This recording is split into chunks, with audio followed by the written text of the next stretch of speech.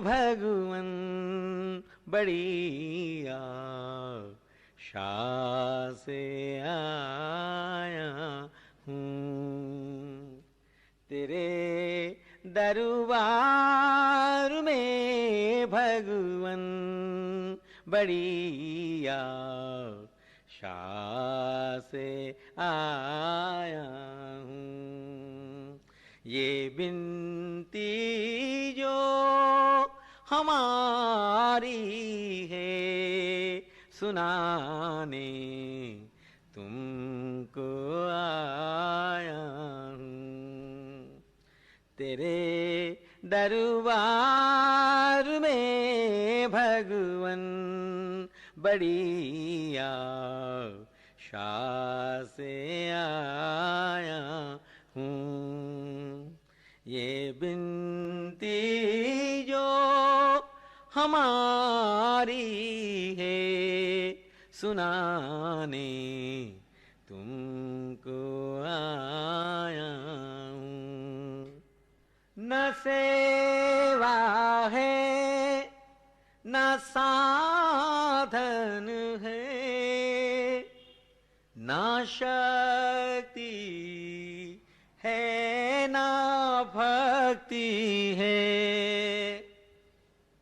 न सेवा है न साधन है न शक्ति है न भक्ति है। ये रोना अपना ले कर मैं सुनाने तुमको आया हूँ। ये रोना अपना ले कर मैं सुनाने तुमको आया हूँ। तेरे दरबार में भगवन बड़ी आशा से आया हूँ। ये बिनती जो हमारी है सुनाने तुमको आया हूँ। कहीं तंदुल कहीं परबेर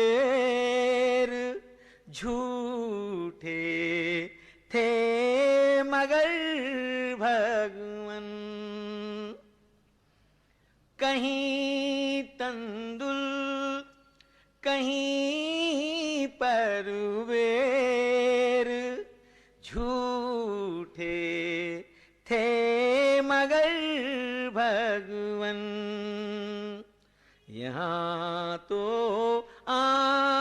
आंसुओं का जल चढ़ाने तुमको आया हूँ। यहाँ तो आंसुओं का जल चढ़ाने तुमको आया हूँ। तेरे दरबार में भगवन बड़ी आशा से आया हूँ। ये बिनती जो हमारी है सुनाने तुमको आया हूँ। सुना है टेर पर भगतों के नंगे पाँव धाते हो। सुना है टेर पर भगतों के नंगे पाँव धाते हो। यहाँ तो स्नेह ले करूं मैं रिझाने तुमको आया हूँ। यहाँ तो स्नेह ले करूं मैं रिझाने तुमको आया हूँ। तेरे दरबार में भगवन बड़ी आशा से आया हूँ। ये बिनती जो हमारी है सुनाने तुमको आया हूँ। पतित को भूल मत जाना,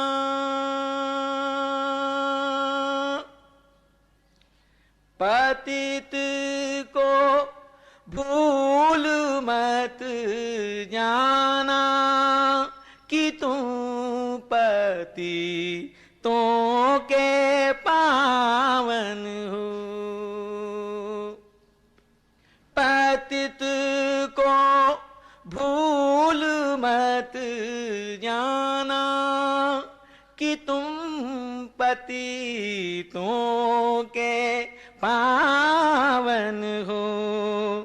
बिरद की याद में भगवन दिलाने तुमको आया हूँ। बिरद की याद में भगवन दिलाने तुमको आया हूँ।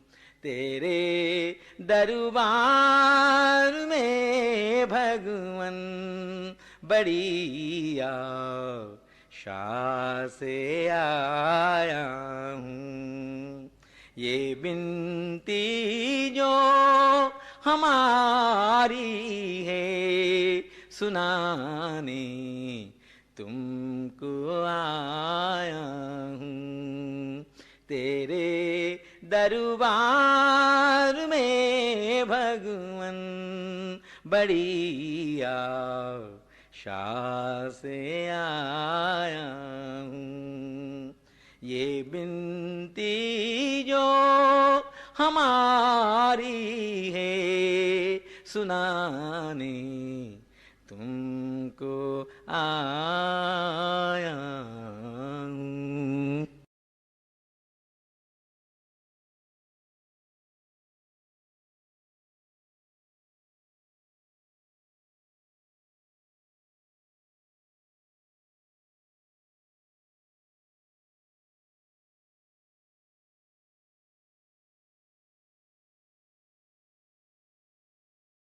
याद अकेले में तेरी आती है,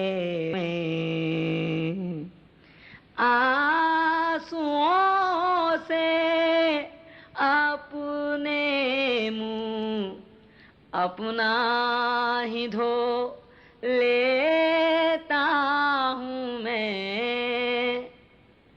याद अकेले में तेरी आती है, रो लेता हूँ मैं।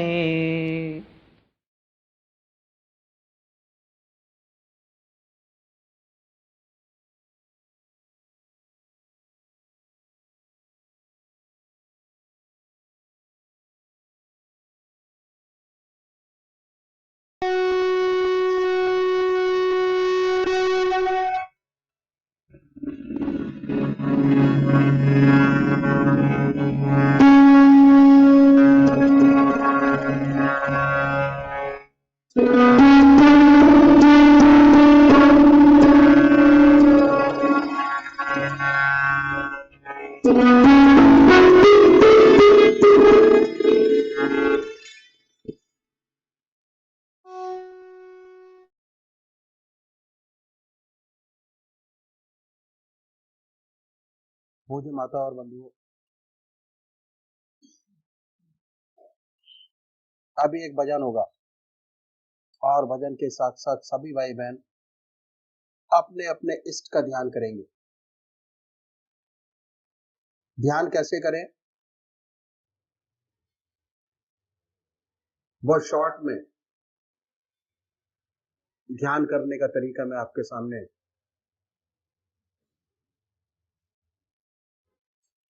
बताता हूं। संसार में दो प्रकार के भक्त हैं, एक साकार पुजारी और दूसरे निराकार, और ये बहुत पुराने जमाने से चले आ रहे हैं। क्यों? भक्त का स्वभाव कुछ ऐसा ही है, किसी को चेहरे से प्यार होता है, किसी को नाम से प्यार होता है।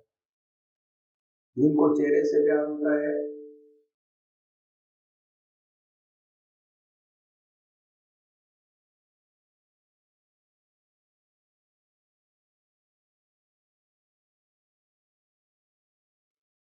वो है साकार पुजारी, जिन्हें शक्ल से प्यार नहीं होता वो है निराकार। हमारे संतों ने जो ग्रस्त में हुए दोनों के लिए रास्ता बताया, साकार के लिए भी और निराकार के लिए। साकार पुजारी सबसे पहले ये निश्चित करे कि परमात्मा की कौन सी मूर्त ऐसी है, जटाएं हैं, सर्पों की माला है, बनाए अपने सामने अपने कि आपका ध्यान आपके इष्ट के चरणों से हट गया। फिर दोबारा अपने मन को पकड़िए, अपने इष्ट की याद में लगाएं। फिर कहीं दूसरी जगह मन चला जाएगा, उनको पकड़िए, अपने इष्ट की याद में लगाएं। निरंतर प्रयास करना पड़ेगा। यकीन मानिए, अगर आप 20 मिनट की कंसंट्रेशन में, ध्यान में आज आपके 50 विचार आ रहे हैं, तो अभ्यास से अगर निरंतर अभ्यास करते रहेंगे तो एक दिन ऐसा आएगा कि जब जैसे ही आप पूजा में बैठेंगे, आपका मन आपके इष्ट के चरणों में लगा होगा। दूसरे वो भाई हैं निराकार भगवान के उपासक है, ओम, अल्लाह, वाहिगुरु, बड़े प्यार से बैठे, मन को साफ कीजिए और ये महसूस करें कि हमारे दिल से ओम नाम निकल रहा है और हम उसको सुन रहे हैं बड़े प्यार से। ओम ओम ओम। जैसे कोई दूसरा विचार आए, उन विचारों को हटाइए, फिर अपने इष्ट की याद में लगिए, अल्लाह अल्लाह, बड़े प्यार से। सांसारिक विचार आएंगे, उनको हटाएं, फिर अपने इष्ट की याद में लगे, फिर हटाएं, फिर अपने इष्ट की याद में लगे। तो अभी एक भजन होगा और भजन के साथ साथ सभी भाई बहन अपने अपने इष्ट की याद में बैठेंगे।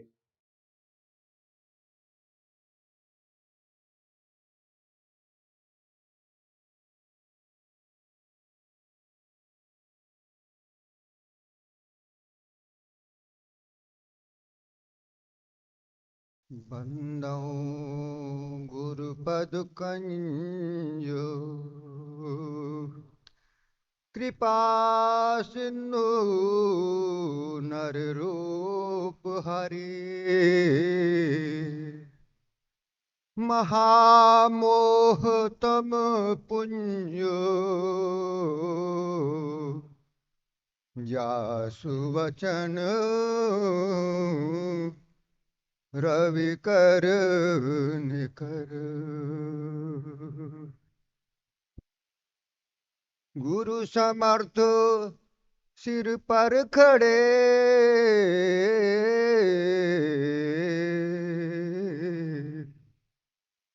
कहा कमी तोहे दास री रिद्धि सी सेवा करें,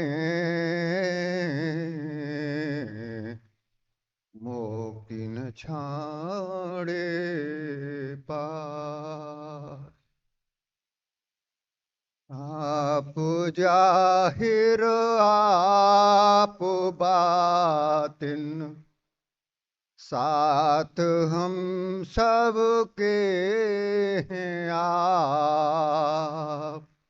आप जाहिर आप बातिन, साथ हम सबके हैं आप। गो की पर्दा करके बैठे, फिर भी लापरदा है आप। गो की पर्दा करके बैठे, फिर भी लापरदा है आप। गूंजती है कान में आवाज अब भी आपकी, गूंजती है कान में आवाज अब भी आपकी, आवाज अब भी आपकी। वज़्म में जलवा नुमा से, वज़्म में जलवा नुमा से सामने बैठे हैं आप। वज़्म में जलवा नुमा से सामने बैठे हैं आप जाहिर आप बातिन, साथ हम सबके हैं आप। दिल के टुकड़े आपके हम, आप कहते थे हुजूर। दिल के टुकड़े आपके हम, आप कहते थे हुजूर। आप कहते थे हुजूर। फेर कर फिर मुँह यूं हमसे, फेर कर फिर मुँह यूं हमसे, कैसे जा सकते हैं आप जाहिर आप बातिन, साथ हम सबके हैं साथ हम सबके हैं आप। जिस्म तक महदूद जब थे, दूरियां मुमकिन भी थी। जिस्म तक महदूद जब थे, दूरियां मुमकिन भी थी। दूरियां मुमकिन भी थी। अब जो लापरदा है आप। गूंजती है कान में आवाज अब भी आपकी, गूंजती है कान में आवाज अब भी आपकी, आवाज अब भी आपकी। वज़्म में जलवा नुमा से, वज़्म में जलवा नुमा से सामने बैठे हैं आप। वज़्म में जलवा नुमा से सामने बैठे हैं आप जाहिर आप बातिन साथ हम सबके हैं आप। दिल के टुकड़े आपके हम, आप कहते थे हुजूर। दिल के टुकड़े आपके हम, आप कहते थे हुजूर। आप कहते थे हुजूर। फेर कर फिर मुँह यूं हमसे, फेर कर फिर मुँह यूं हमसे, कैसे जा सकते हैं आप जाहिर आप बातिन साथ हम सबके हैं साथ हम सबके हैं आप। जिस्म तक महदूद जब थे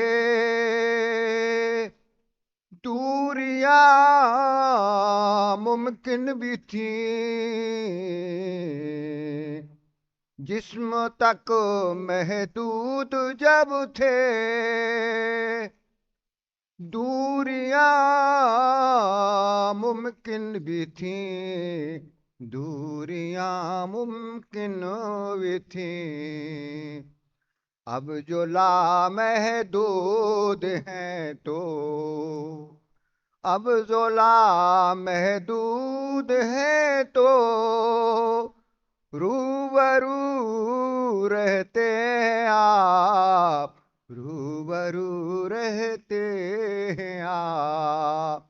गो के पर्दा करके बैठे फिर भी लापरदा हैं आप जाहिर आप बातिन साथ हम सबके हैं साथ हम सबके हैं आप। कर दिए आसान रास्ते पुरखतर दुश्वार थे जो, पुरखतर दुश्वार थे। कर दिए आसान रास्ते पुरखतर दुश्वार थे जो, पुरखतर दुश्वार थे। फिर भी जो कोई गिरे तो, फिर भी जो कोई गिरे तो झट उठा लेते हैं आप, झट उठा लेते हैं आप जाहिर आप बातिन साथ हम सबके हैं साथ हम सबके हैं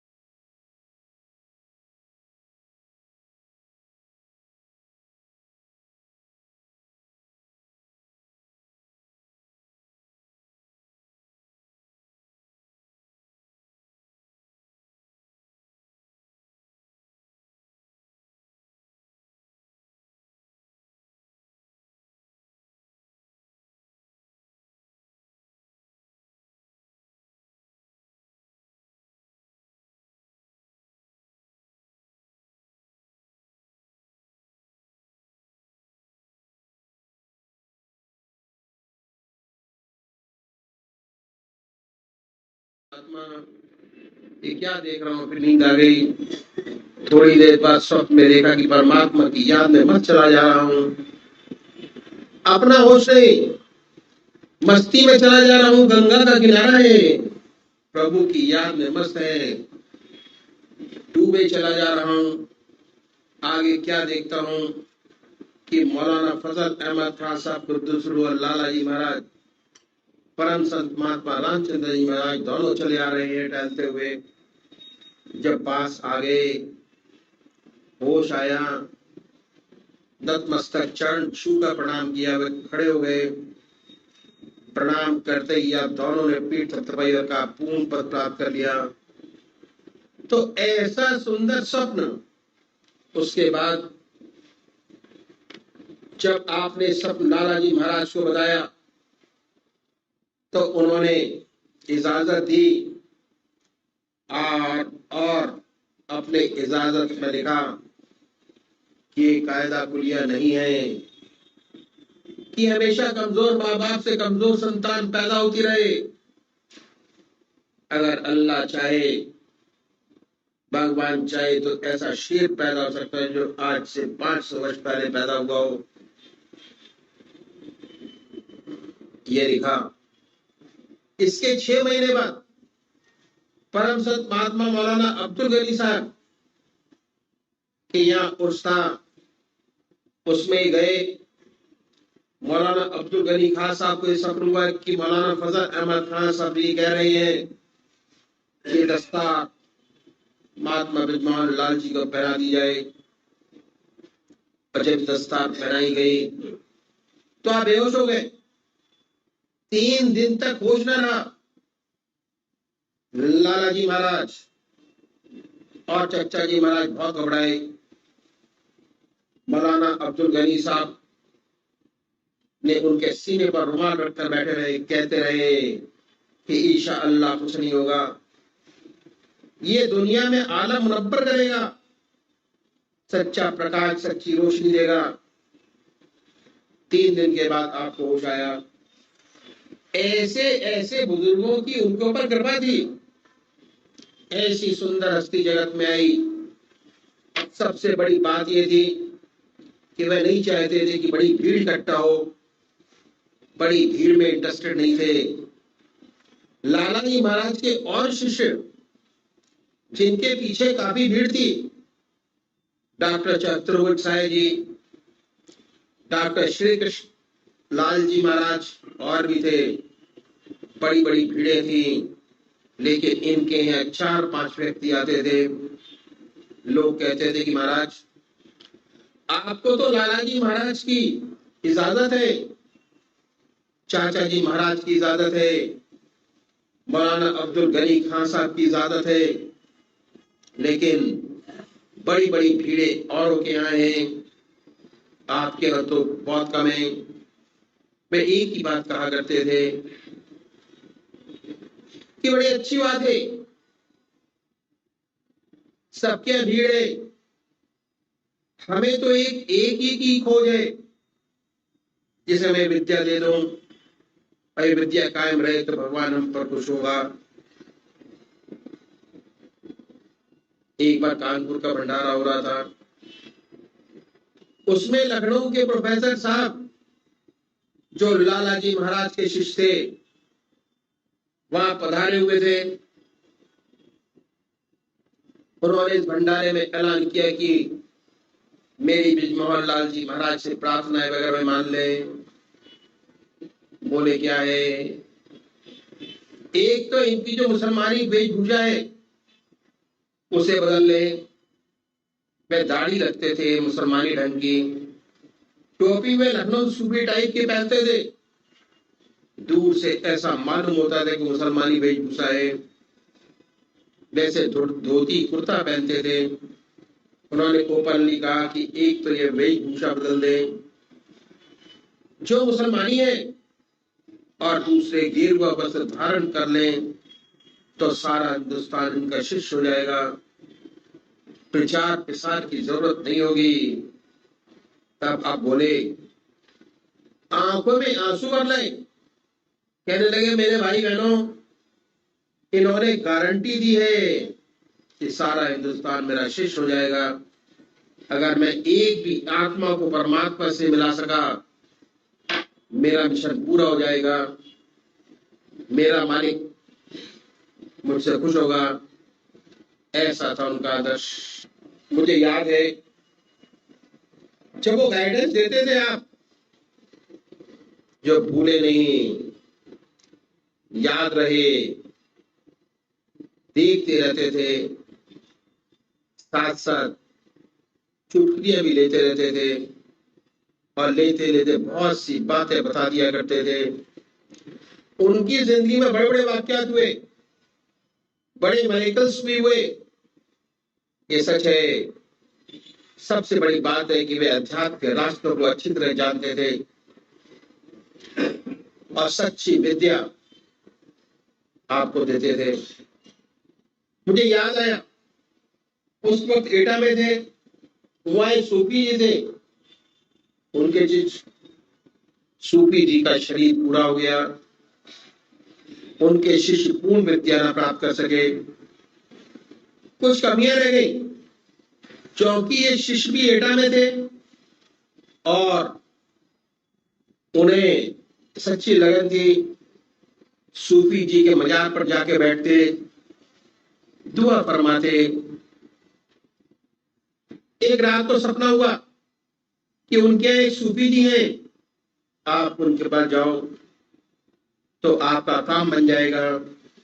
स्वप्न में उनके दर्शन हुए, उनको दर्शन हुए दत्ता जी महाराज के। वे कितने दिनों तक इनकी तलाश करते रहे, लेकिन दत्ता जी महाराज उन्हें नजर नहीं आए। किसी ने बताया कि एक सूफी जी यहाँ हैं, लगते तो मुसलमान जैसे हैं, मुसलमान भाई उनको सूफी कहते हैं और हिंदू भाई उन्हें महात्मा कहते हैं। फिर वो पहुंच गए और उन्होंने उनको पहचान लिया। बड़े अदाब से अपने स्वप्न आपको बताया। आपने फरमाया ठीक है, आप आया करिए। आते रहे और फैजियाब होते रहे, कोई बात नहीं, बराबर आते रहे। जब इनके पीर साहब का उस आया तो मिलने आए और कहा कि साहेबपुर से आप आवे। उन्होंने पर्चा दिया, ले लिया, लेकिन जिस अदब आदाब से देना चाहिए था, जिस मोहब्बत से देना चाहिए था, वो बात नहीं थी। बोले देखो मैं आऊंगा, उसमें ऐसी बात है कि मैं घरवाली से पूछ लूं, अगर वे इजाजत देंगी तो मैं आऊंगा उसमें, अन्यथा नहीं। आप तशरीफ रख के बैठ गए, इंतजार करने लगे और आप घर के अंदर जाकर बैठ गए, ऐसे कि जैसे कोई आया ही नहीं, कुछ हुआ ही नहीं। आधा घंटा, 1 घंटा, 2 घंटा, 3 घंटा, 4 घंटे तक बैठे रहे, फिर भी आप बाहर ना आए। सोचने के लगे कि ये तो जन परस्त है, बाहर निकलेगा नहीं। बीबी के पास बैठ गए। मन तो शैतान होता है, उठकर चले गए, उर्स किया, ठीक ही रहा। लेकिन उर्स जब खत्म हुआ तो रात को पीर साहब ने फिर उनको सपना दिया कि तेरा उर्स मुकम्मल नहीं हुआ, तूने उस सूफी को तो बुलाया ही नहीं। तब बड़ा खटका। फिर हजूर के पास आए और बोले कि आप तो आए नहीं, मेरा उर्स मुकम्मल नहीं हुआ, ऐसे मेरे पीर साहब ने सपने में फरमाया है। आपने कहा अच्छा अच्छा, आइंदा चलेंगे, फिर होगा तो चलेंगे। ऐसे वो रास्ते पर डाल देते थे। बहुत ऊंची ऊंची उनकी तामील थी, उनका तरीका था। स्वप्न में ऐसा ज्ञान मिलता था कि उसका इंप्रेशन सारी जिंदगी नहीं भूलता, कभी जाए नहीं। ये उनकी विशेषता थी। एक बार ऐसा हुआ कि कानपुर में बैठे थे, महात्मा रघुवीर दयाल जी, उनके पिताजी वही कानपुर में थे।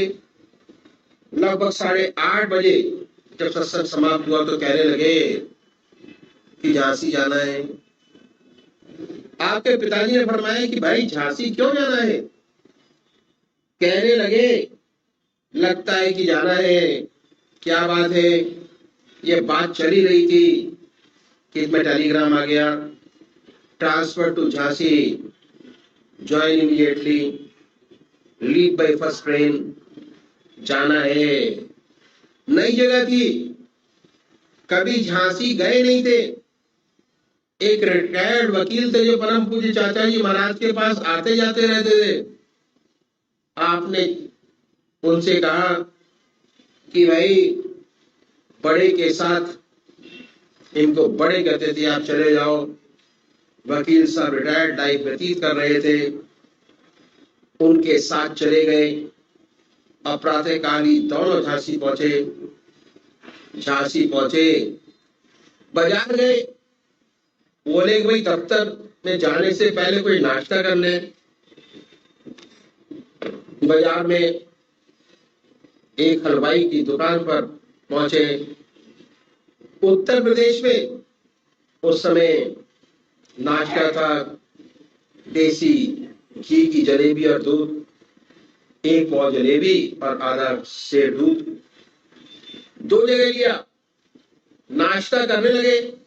इतने में क्या हुआ कि एक फकीर आ गया। फकीर के आते ही सारी दुकानें फटाफट बंद होने लगी। सारे दुकानदार बंद करने लगे। लोग कहने लगे कि भागो भागो। ये तो उस दुकान पे दूध पी रहे थे। दुकानदार ने भरसक कोशिश की कि ये भाई अंदर आ जाएं, लेकिन ये नहीं गए और दुकान पर शटर नहीं डाल सका वो। और वो फकीर वहीं आके खड़ा हो गया उन्हीं के पास। उसने महाराज जी का हाथ पकड़ लिया और कहने लगा कि दूध पिला दे। इन्होंने कहा कि हाँ जरूर भाई, जरूर दूध पियो। उसे भी एक पाव जलेबी और आधा सेर दूध, इसे भी दो। इसके बाद और मांगा। उन्होंने फिर कहा कि आधा सेर दूध और एक पाव जलेबी और दो। उसके बाद उसने दूसरी बार भी दूध और जलेबी का नाश्ता किया। उसका पेट भर गया, उसने डकार ली। उसके बाद उसने और जिद की कि और खाऊंगा। बोले पेट तो भर गया, खामा खा जिद कर रहा है।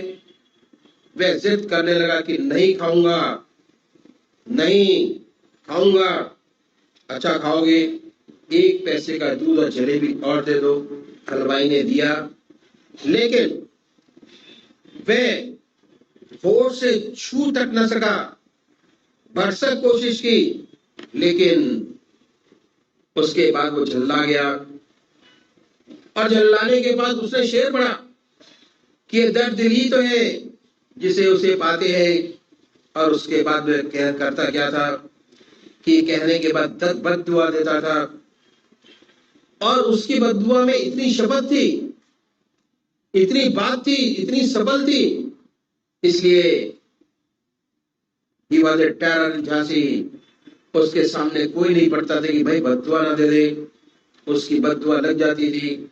जब उसने कहा कि दर्द दिली तो है जिससे उसे पाते हैं, तो आपने उसका हाथ बड़े जोर से झटका और कहा, अरे गम भगत, ये दर्द दिली तो है जिससे उसे पाते हैं। आप खुदा भला करे उनका जो उनका दिल दुखाते हैं। उसे राज समझ आ गया, ज्ञान चक्षु खुल गए। एकदम वहां से भागा। झांसी में छोटे छोटे टीले, एक टीले पर चढ़ा और अल्लाह अकबर का नारा लगाकर छलांग लगा दी, शरीर छोड़ दिया। बात क्या थी? बात ऐसी थी कि वह बहुत सताया हुआ था। उसकी छोटी उम्र में उसके रिश्तेदारों ने, उसके माता पिता का स्वर्ग हो गया, उसे छोड़कर चले गए। उसके रिश्तेदारों ने उसे ढूंढा, खचोटा, बहुत तंग किया और तंग होकर के दुनिया छोड़कर वह परमात्मा की ओर लगा। और क्योंकि उसका दिल टूटा हुआ था, बहुत दुखाया हुआ था, भगवान के सम्मुख बहुत रोया और उसे ऐसी सिद्धि प्राप्त हो गई कि जो कह दे सो जाए। अब चूंकि वह संसार का सताया हुआ था, इसलिए बद्दुआ ही देता था, और उसके सामने जो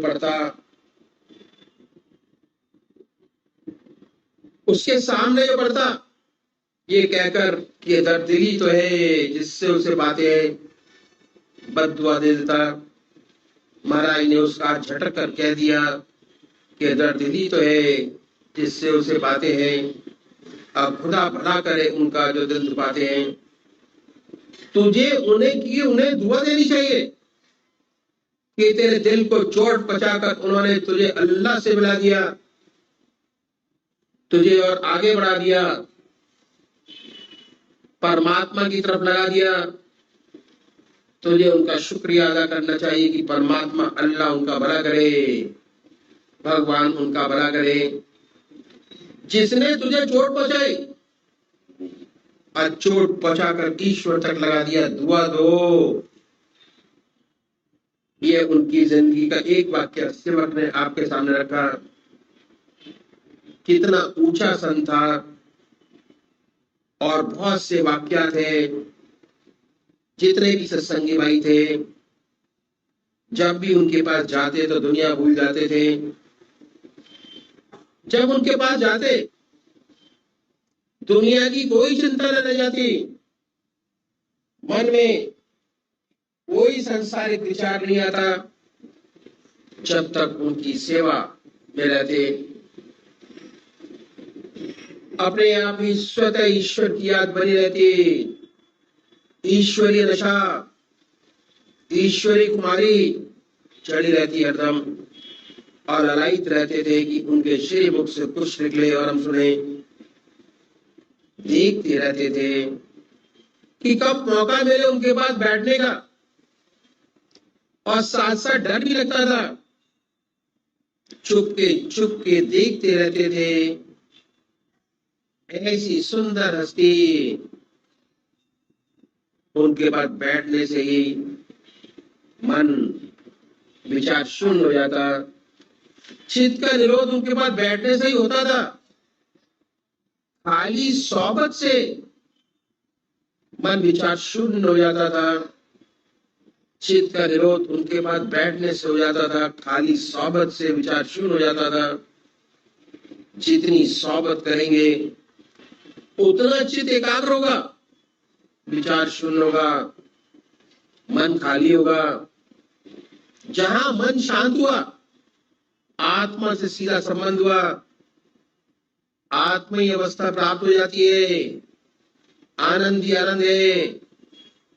भूल जाते थे कि घर जाना है, ये याद दिलाते थे कभी आपकी छुट्टी खत्म हो गई, कल दफ्तर जाना है। हाँ साहब कहते थे, तैयारी करो, पहली गाड़ी से जाओ। वे याद दिलाते थे कि जाना है, सब भूल जाते। यही हाल था। ऐसी ऊंची हस्ती, ऐसा व्यक्तित्व था, ऐसे वे महापुरुष थे।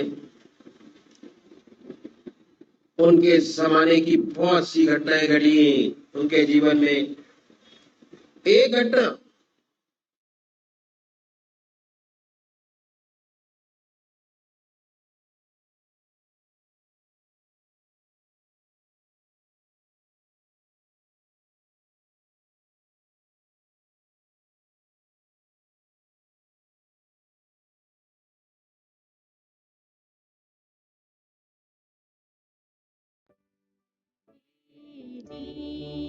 बंधु दयालु भगवान दुख भये संशय हरन जग मोह जाल कराल है आया प्रभु तेरी शरण मैं पतित हूँ तुम पतित पावन दास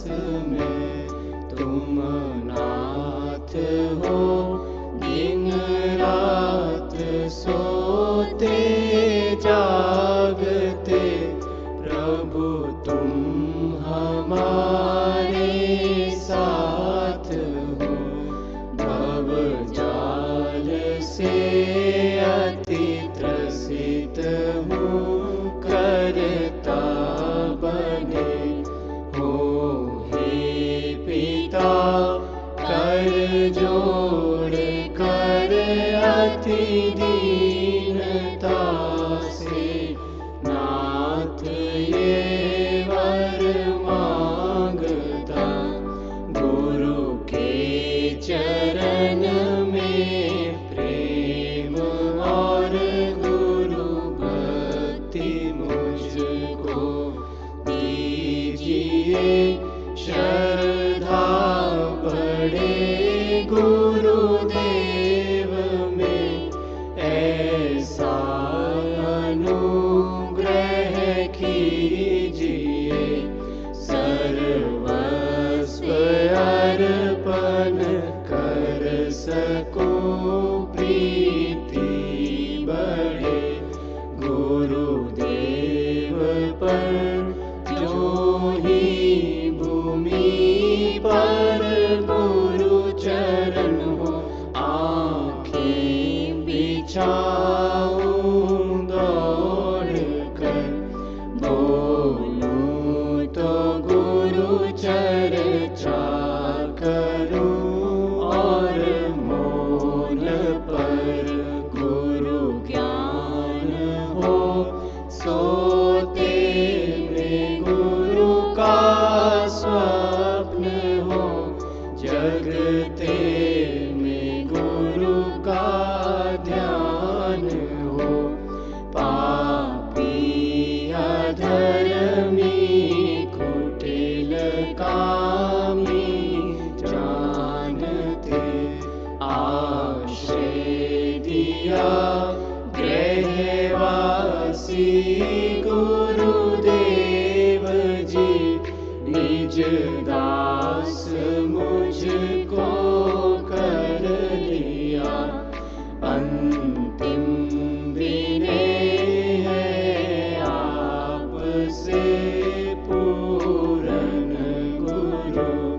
पूरन पिता तब चरण पर हो शीश, जिस दिन प्राण हो तन से जुदा।